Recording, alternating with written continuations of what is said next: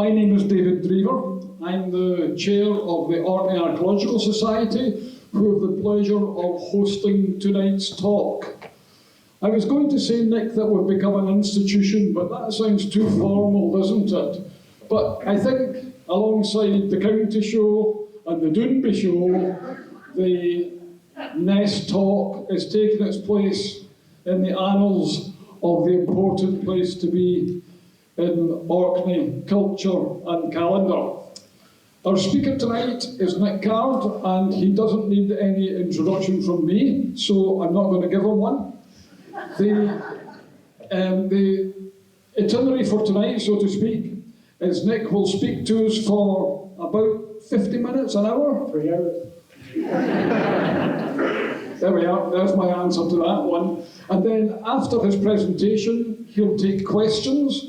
We've got a couple of microphones and another willing helper, and we'll go around the hall with the microphones. You can ask your questions to Nick, and when either the questions are exhausted or Nick is exhausted, we'll call a halt to that part of it, and then we will draw the raffle. The raffle's important, not just for yourselves who might hope to win prizes, but it provides funds for the Ness and funds for the Orkney Archaeological Society. And we'll finish thereafter. So without any more ado, ladies and gentlemen, Nick Card. Thank you. Thank you. I'd like to remind you at the end during question and answer, it's only easy questions I'm answering. But anyway, thank you. And it's so nice to see a live audience after, well, seems like a lifetime. So I just hope I can remember how to do this. So please forgive me if there's any ifs, buts, maybes, stumbles, etc. Can everybody hear okay? Yes. It's a bit fuzzy. It's a bit fuzzy. Oh, great.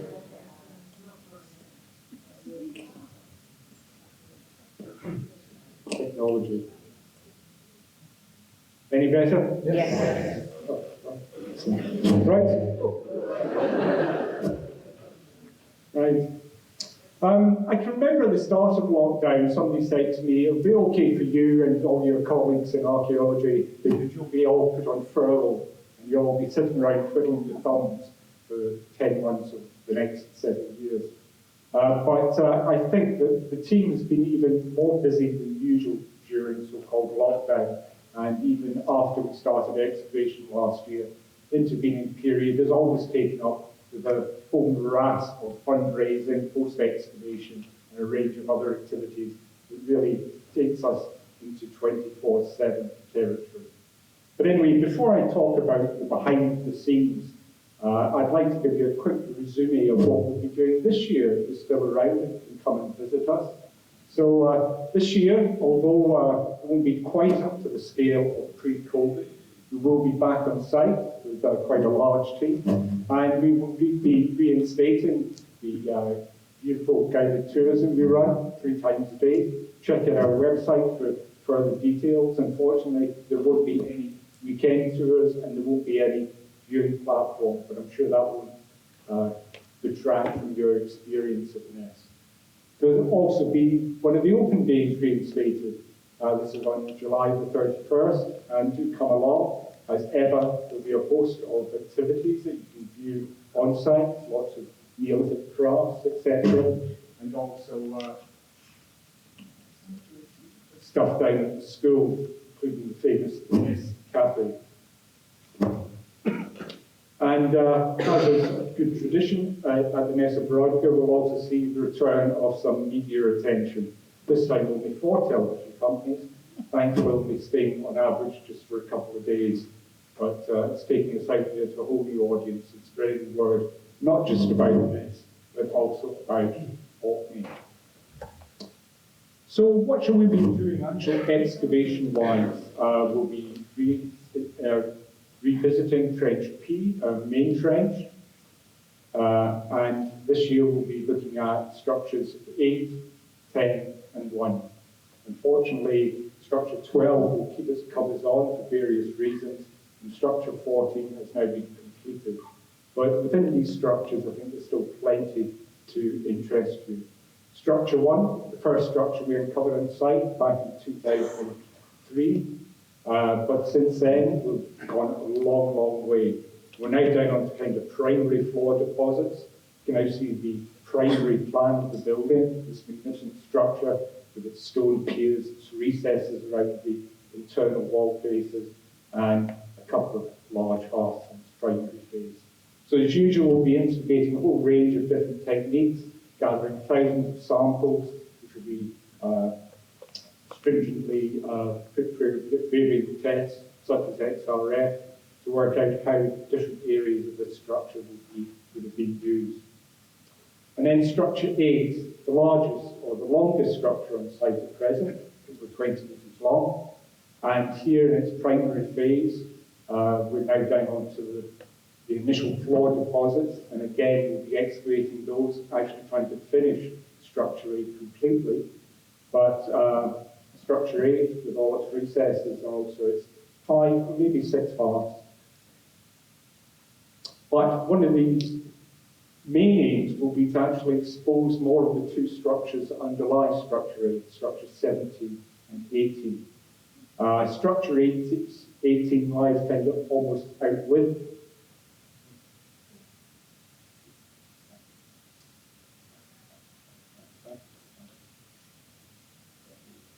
So structure 18 at the north end of structure 8 lies partially outside it, but structure 17 is exciting because the actual floor plan of structure 17 actually lies mainly within structure 8.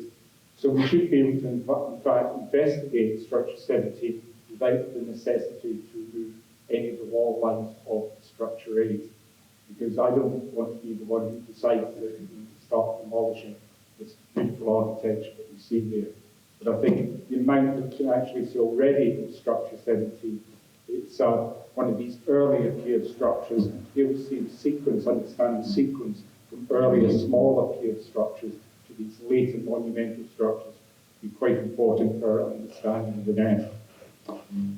Also, between various structures, we'll be investigating structure 34. Yes, sorry, almost forgot the number there. But 34, strange morass of upright stones, squeezed in between structures 8, 33, and 12. Perhaps not easily understood in this kind of simplified plan. And you can see all these orthostats, upright stones, creating a whole series of smaller recesses. But one of the interesting things as we excavated 34 back in 2019 was the discovery of what we think is the main drain serving the whole site. And this turned up as just a large hole in the ground, which somebody almost fell into. But this year we hope to open up a larger area over this drain and try to understand how it connects with the rest of the drains across the site.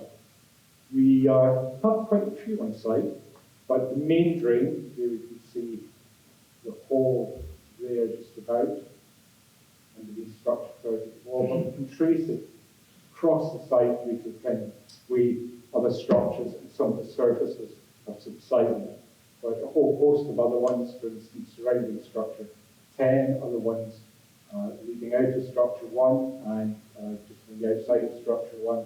So is there a whole kind of network of drains that predates this kind of one of the major earlier phases of the site? We shall see. We'll also be looking again at structure 10, the biggest structure on site. And again, we're down onto primary floor level, but like all the other structures, the actual excavation of it, the disentangling of the numerous floor deposits and events that we can discern takes an age. So, but this year we should be able to see all the kind of primary elements that constitute, because I'm standing on a wire here, apologies, stand off to one side. Like that.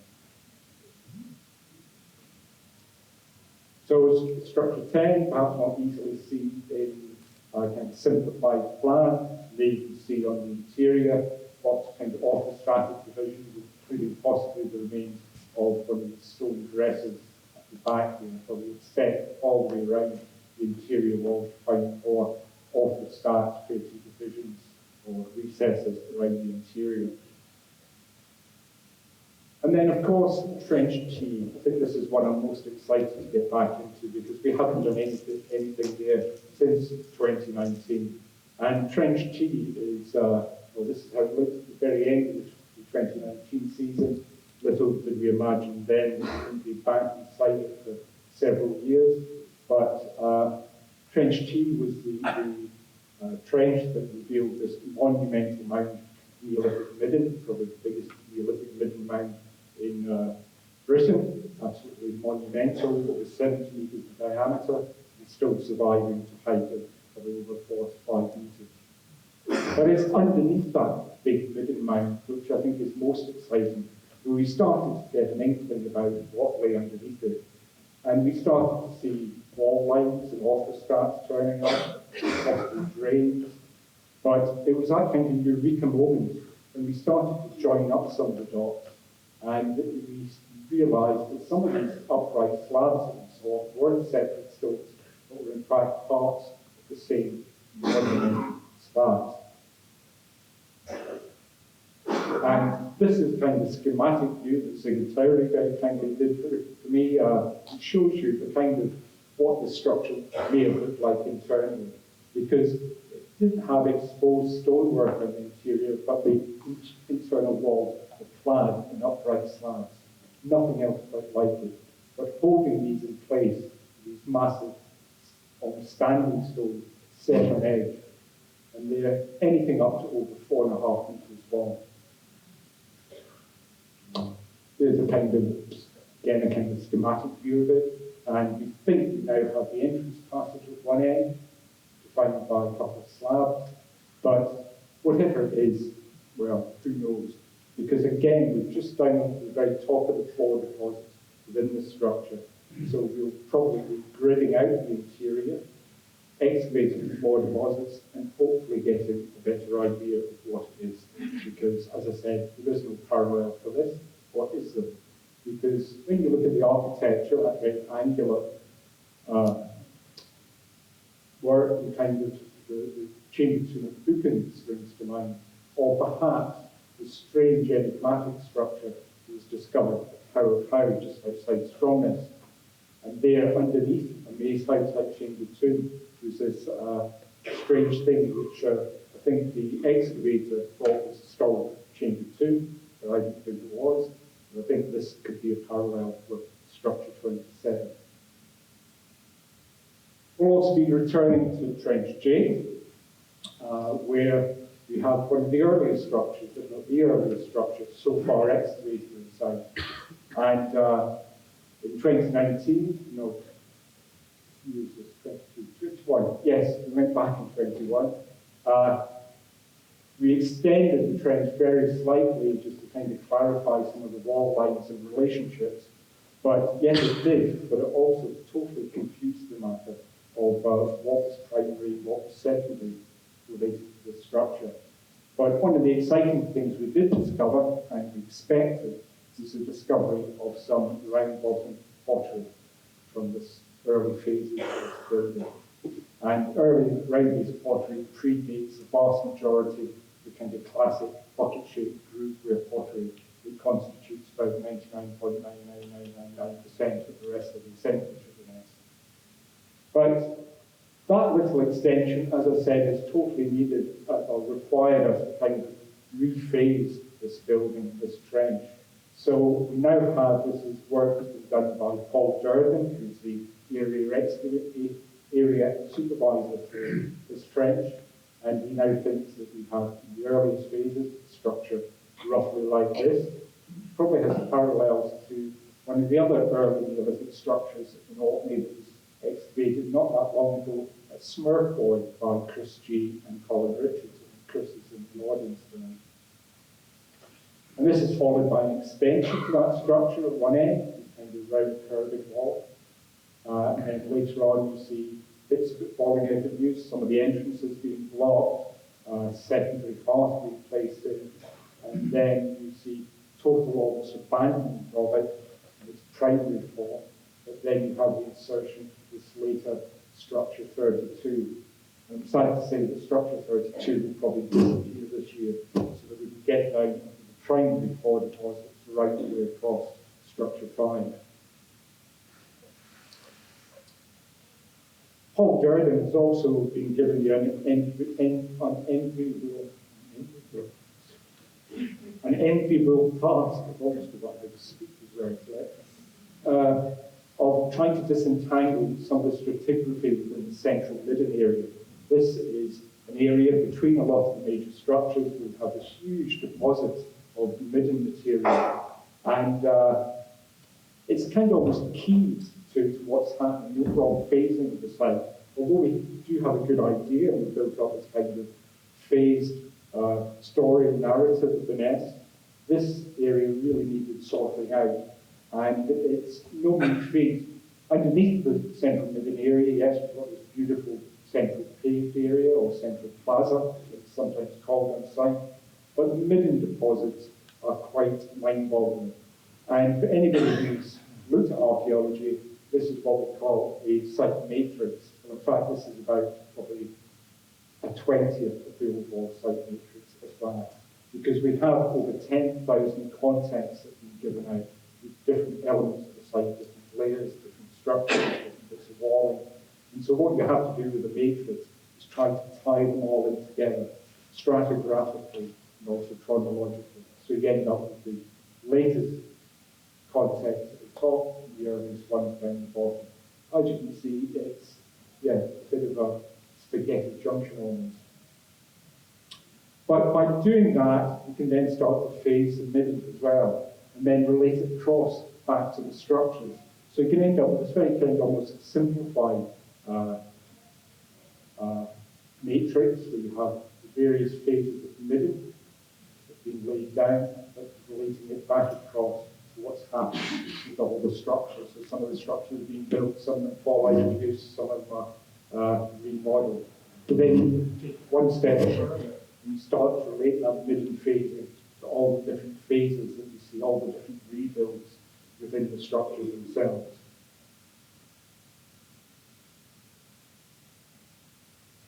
But just this morning, I also had an email from Sarah Cobain, who used to supervise Structure 10. And Sarah has also been working on some of the, or refining the phasing of Structure 10. And I think this morning we had 9 separate phases to Structure 10. We now have 19. A lot of them can kind of be grouped together, for instance, various construction at the very beginning of it. But it's still kind of really refining what we're doing here and understanding. Is this thing working? Not very well. So really refining our understanding of Structure 10. You have to stand totally still, not everything.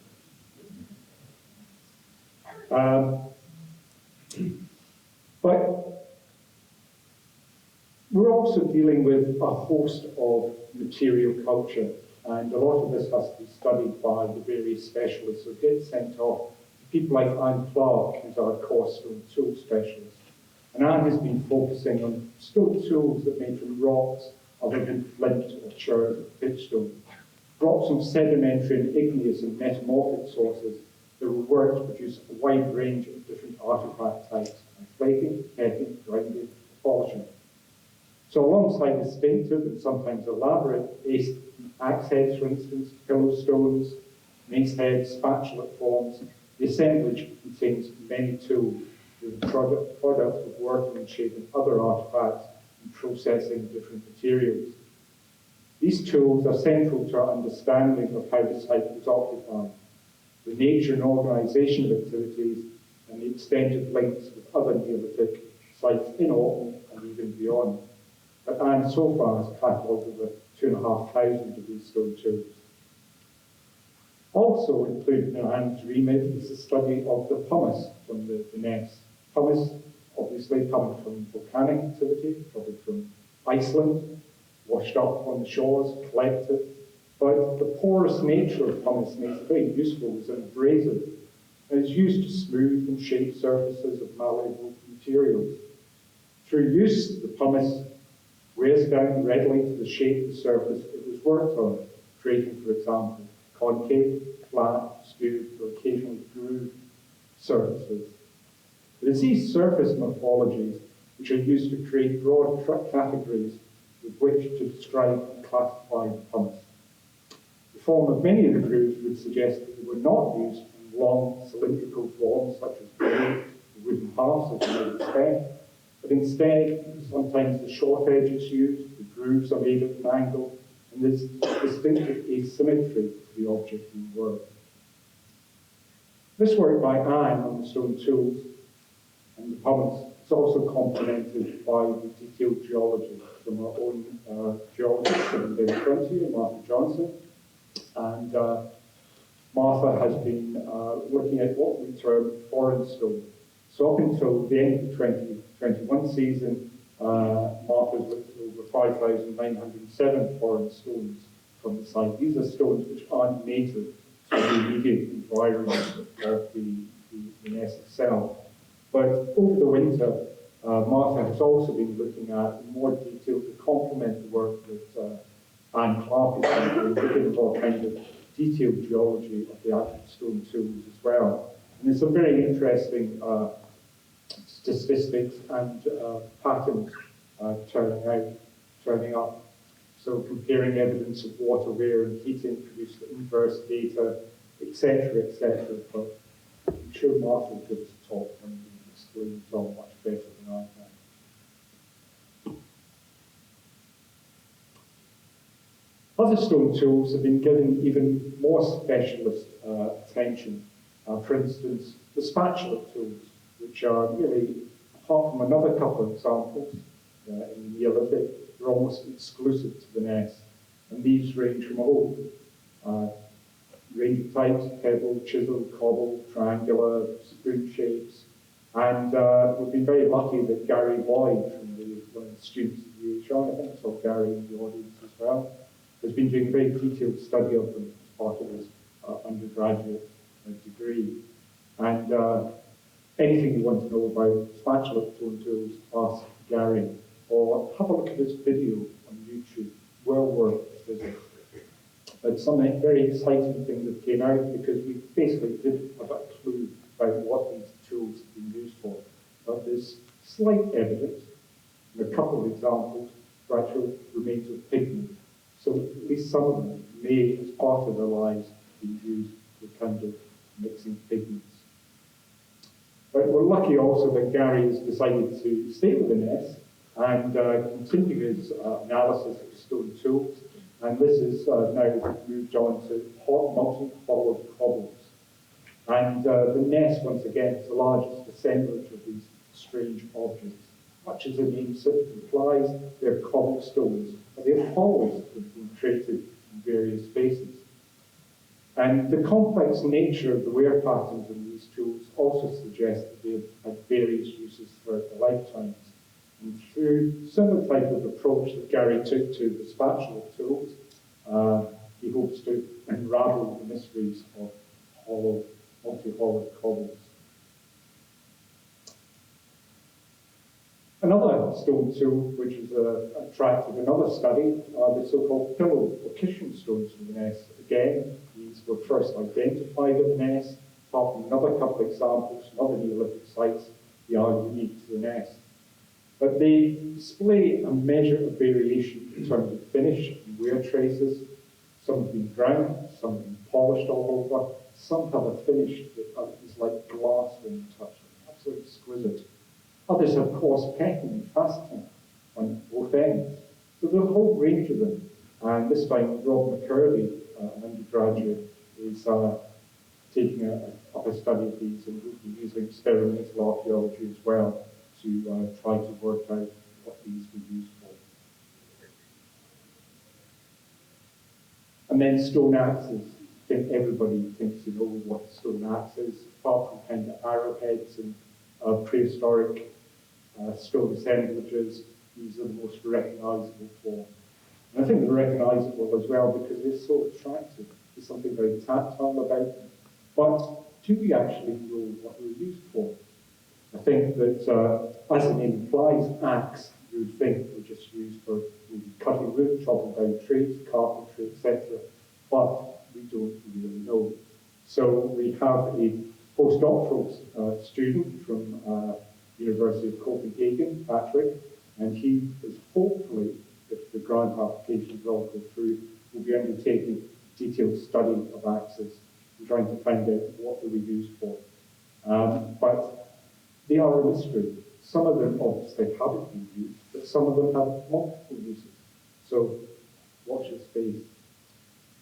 Other work that's been ongoing is the work of Professor Scott Pike from Willamette University, who I'm glad to say will be joining us again this year. And Scott will be continuing his work with his lovely XRF machine, looking at the samples, or some of the samples he takes from the interiors of the building. And just as he did with structure 14, where he used the XRF to look at the chemical composition across the interior of the building, trying to look at how the interior may be used, he's now been working on similar samples from structure 8, and we're awaiting some similar beautiful images from him. But one of the things I think we've been very proud of over the last few years is raising enough money to actually fund several MRESs, Masters of Research for students. And it kind of fulfills our kind of educational remit, but at the same time, it's very much a symbiotic relationship we have with the students, because we pay their fees, they give us lots of information back, but also helps them in their careers. So we're very lucky that we've raised funds to, at present, fund 4, possibly 5 MRESs, one of which is being undertaken by Sarah Jane Hassan in conjunction with Scott Timpany, who's one of her supervisors, the environmentalist at the university here. And what Sarah Jane is looking at is to really try and gain an insight into agricultural practices, foraging activity, food consumption, and fuel resources at the Ness. Due to the limitations of her study, as she'll just be looking at the charred or carbonised plant remains from structure 8, but hopefully, like all these other MRESs, they'll be developed into PhDs. And the archaeological remains aim to identify what plants were used within the structure, whether there's any differences in the plant use within the internal space of the building. For instance, is there any activity or storage areas? So analysis of the plant remains over the 2 main phases that may help us understand the function of these buildings through its life. And so far, the archaeobotanical assemblage from structure 8 shows very mixed material related to the fuel sources and other plant materials, including edible plants, who are either deliberately discarded or accidentally incorporated into the file. And so far, in fact, if you go to our website, you'll see a new blog that just came out today about some of Sarah Jane's work. And so far, the most abundant macrofossils are the seeds of a number of different types of sedges and grasses, most notably heath grass. And together with the seeds, buds, florets, and leaves of heathers, these heathens species could indicate the use of peat or peaty turf as a fuel, just as we suspected. Always nice to be reassured by the evidence. The charcoal fragments within the samples are mostly the stems of heather, which again suggesting kind of moorland resources. And frequent amounts of links of water chickweed seeds along with sedges indicate wetter body conditions, perhaps as more well humidified peat is used rather than peaty turf. In terms of diet, comparatively,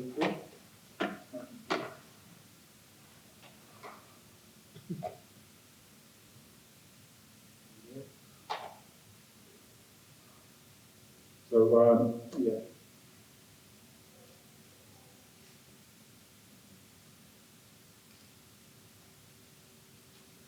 So in terms of diet, there's relatively low numbers of cereal that she's discovered. These are mainly native barley and a few bits of emmer wheat. But the only other cereal, emmer wheat is the only other cereal represented. The presence of these graves fit well within the general picture that's emerging for agriculture in Atlantic Scotland and from other excavated sites in Orkney. And there's the weeds associated with cultivation. But a few surprises was that other edible species recovered include crowberry, blueberry, crabapple, and hazelnut shells.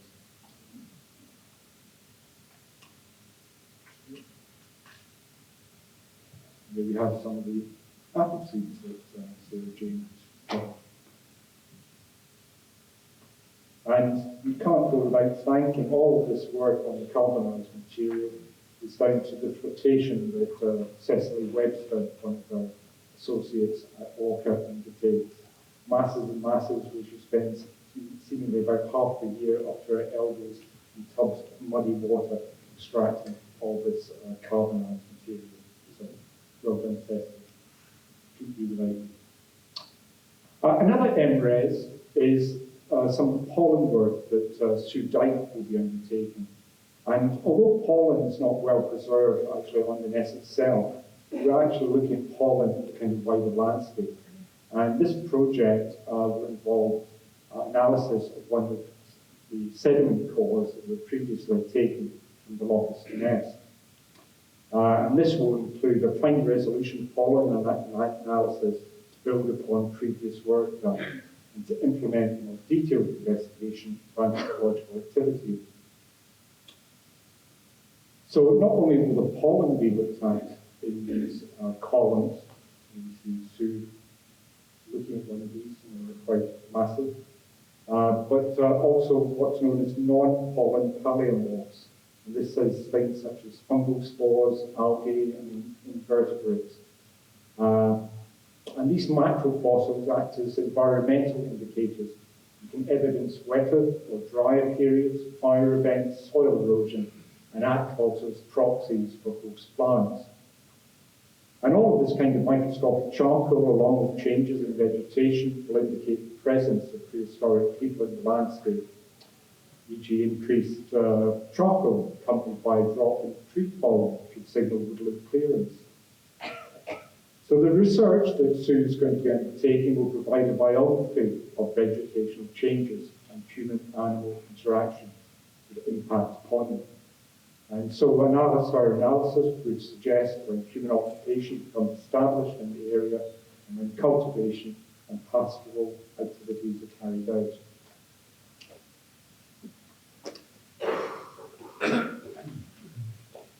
We'll also undertake, which in fact we've just started to select samples for one of the most exciting, well, it's all exciting, all the research that's ongoing. But we're doing a big collaboration, as is quite often the case, it's necessary, this time with Trinity College Dublin. And this is with two of the leaders in their form of research, Victoria Mullen and Dan Bradley. So looking at cattle DNA, the domestication.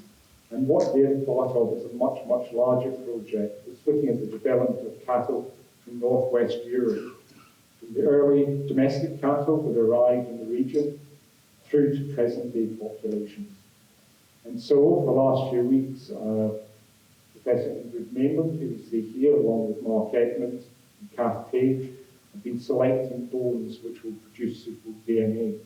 And for that, we've selected the ear bone, the petrous bone, which is a very dense type of bone that preserves DNA very well. And here the goal will be to determine sex and the nature of relationships or degrees of kinship between different animals. So were they all drawn from one herd? Or does their genetic profile suggest more varied origins? Another form of bone that's been looked at is antler. And the antler from the Ness, red deer antler, and other red deer antler from across Orkney has fallen under the spotlight of Kath Page during a study as part of her MLit dissertation. And although we haven't had a lot of antler discovered at the Ness, or red deer bone, although presently there is some bone sorting going on, which has actually produced quite a bit more, apparently. But Kath's work has really shown a chronological shift in the way that red deer bone was richly deposited during the Arcadian Neolithic. And it seems to be evidencing the changing significance and perhaps reflecting major changes and developments that we see in the Neolithic. For instance, at the Ness, through differences in pottery styles, looking at the structures, etc. But, as I said, quite a bit more red deer bone coming out. It's not least due to the wonderful work of Nigel and Trish Jennings in the audience here, who have been undertaking, giving up their holidays to come up here and wash bone for 7 months. In fact, I can't believe it's all done. But thank you, Nigel and Trish. One of the biggest aspects of what we've been looking at throughout the whole life of the nest is the pottery assemblage. And the pottery assemblage from the nest is monumental. Getting on for 100,000 sherds, metric ton of pottery sherds, making it the biggest group ware assemblage of pottery anywhere in Britain, if not the world. And this pottery takes many different forms, all the way from kind of mini pots, thumb pots, right the way up to ones like this. This was discovered back just last year, just outside Structure 12, highly decorated. But this pot was originally over 1/2 metre high and about 1/2 metre in diameter. Beautifully decorated, but as you see, not that well preserved.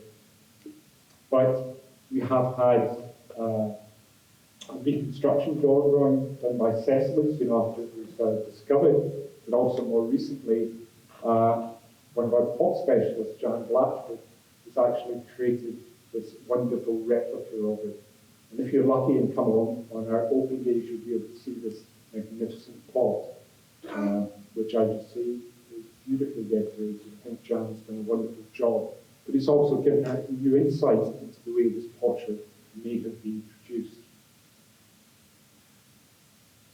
But the pottery of the Ness takes on many, many different forms. You've all seen the slide before, I'm sure, different coloured cloth, different coloured clays and slips being used, and creating this type of image rather than that kind of monochrome image we usually have for all Neolithic pottery. And this has been analysed through a number of different techniques. The work of Roy Towers sitting at the back there, and Richard Jones of Glasgow University. But it really has helped us understand how these colours were incorporated and used on the pottery. But at the Ness, we have not just grooveware, not just round-based pottery, but also a few sherds even of beaker pottery. So we have the whole gamut. You can see how this ceramic style developed over a millennium, including these little fragments of pot, which are parts of a so-called incense cup. Alison Sheridan of the National Museum thinks it's probably more to do with a little dish to keep embers in. But there's only 4 other examples of this style of pottery found, and they are all from around Stonehenge. So again, emphasising the potential links between southern Britain and Orkney during the Neolithic. But pottery isn't just about studying the colours or the fabric, but also trying to work out what it was used for, what's cooked in it. So we have had a range of initial pilot studies done looking at the residues on the pottery by using shillitoe, fallen crave, etc. And as we half expected, a lot of it related to milk fats and cattle fats, not like the pig fats that seem to dominate the assemblage found in Durrington Walls in the Stonehenge. But we're further developing that as part of a new project, ChemOps project, a multi-national project, and we have one aspect of that is looking at the artifactual record of feasting during the Arcadian late Neolithic, basically at Ness. And this is a project being done by a German student, Julia Belcher, and Julia is conducting lipid residue analysis to examine differences in the use of pottery across the site. But she's using a whole range of different techniques. And so it's not just looking at the residues that are actually adhering to the surface, but also looking at the residues that are being absorbed by the pottery. And by doing that, she's managing to work out not just kind of animal fats, or milk, etc., but hopefully actually plant remains, identifying different plants which are in it, and things like beeswax or a whole range of other things. So, exciting times.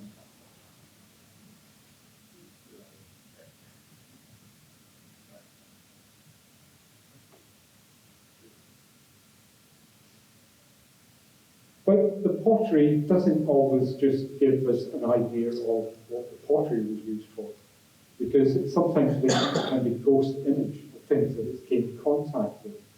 And it can give you indications of all those organic materials that no longer survive in an archaeological record.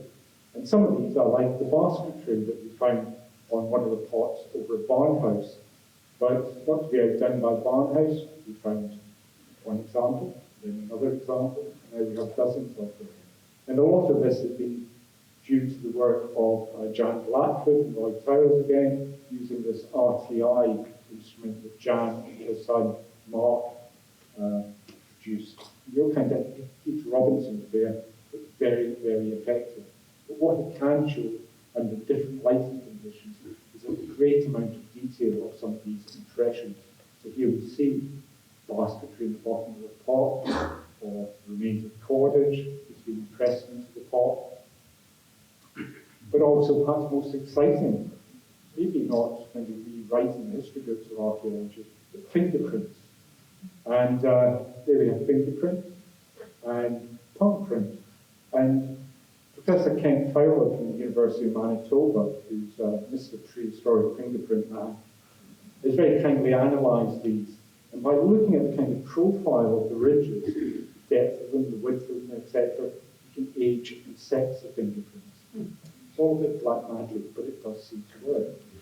And one of the interesting things is that so far all the fingerprints that Kent has discovered are all male, which came as a slight surprise. I think a lot of people consider pottery making kind of soft industry, so therefore associated with women, at least in prehistory. I can see Andrew Appleby sitting up the back there, shaking his head. But yes, it's a new kind of insight into pottery manufacture. These fingerprints have been created only though at a moment in time in the life of that pot, where the clay is just at the right consistency, where you don't get the impression being left on the pottery. But a lot more work to be done. I think we now have about 8 or 9 examples, and as I say, all male. We'd like to see a much larger selection of them to actually confirm what we seem to be thinking. But here's kind of close-up of some of the fingerprints. And again, using this RTI imaging, you can get a really good indication of the findings of them. But that kind of personal impressions on the pottery, we also see, for instance, in this fragment, where somebody's actually taken a fingernail to decorate. Have a look at that. One of the very exciting things, another exciting thing at the Ness, was what we thought was the discovery of some textile impressions.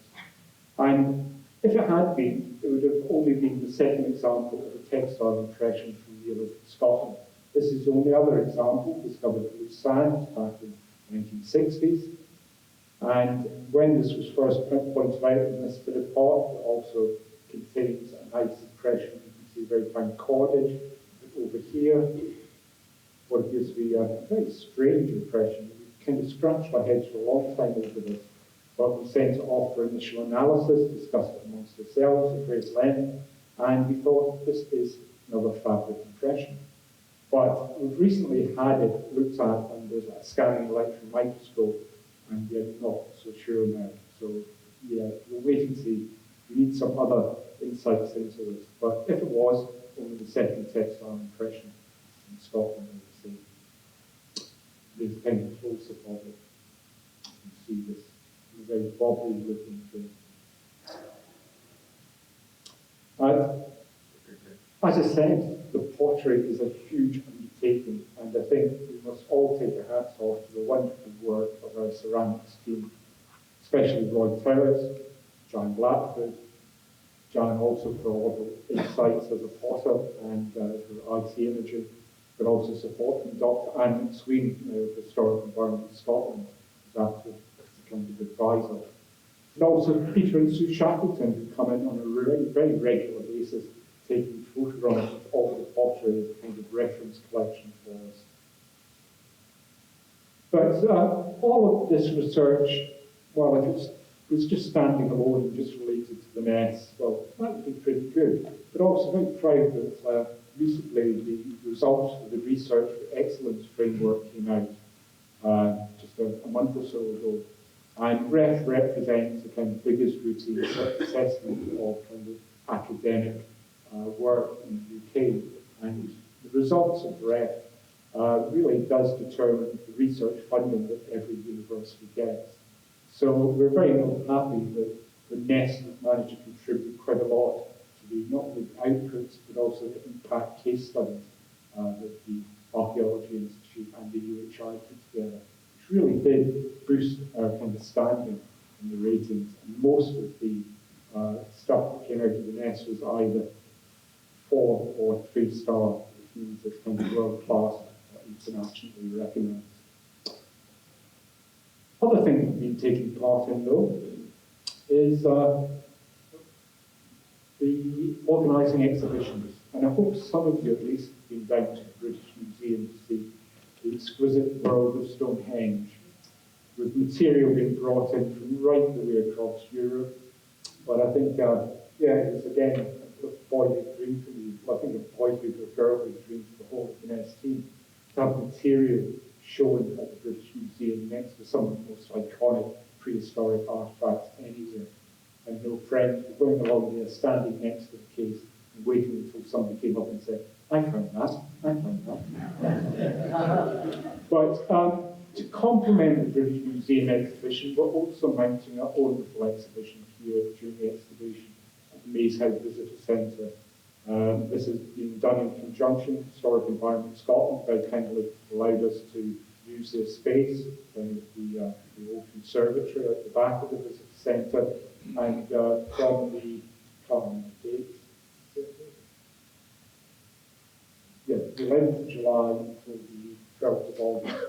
Go along public, to see some lovely objects, and a lot of this has been put together not only by the work of Katie Firth and Lorna Sinclair, who help at the Stromness Museum, but also our own team, dietary and Richard. But we can't overlook one of the most important people at the Ness, and this is Rosemary McCann. And every year for the last, I think, 12, 14 years, every winter she has pre-labelled all our plant bags. And we're now up to something like 45,000. So her sanity has lasted that long. A really massive thank you to Rosemary. But the Ness wouldn't exist without the help of many, many people behind the scenes. Not just the people on site, but these are the people working throughout the year. So you've got people like Andy, Mary Doyle, as I said, Sue Peter Shackleton, Jeannie Rose, Sally Fox, Jennifer Thomas, and Linda McIntyre. And I hope I've not left anybody out. I'm sure I probably have. But anyway, massive thank you to you all. But you may have seen as you came in, books for sale. Well, the book has reached, it's been very well received, I must admit. We're very proud of it. But also the book and many other things are available through our online shop. And our online shop is managed by one of our volunteers, Kristen Northage. And just this week I said to her, how many parcels have we packed and posted over the last couple of years? I thought it would be a couple of hundred, about 1,850 parcels and packages she sent out. So again, a massive thank you to Kristen, a special thank you. But if you'd like to find out more about the Ness, buy the book, buy the guidebook, but also why not subscribe to our newsletter. It comes out a few times a year, and always well worth the read. But back issues are also available on our website.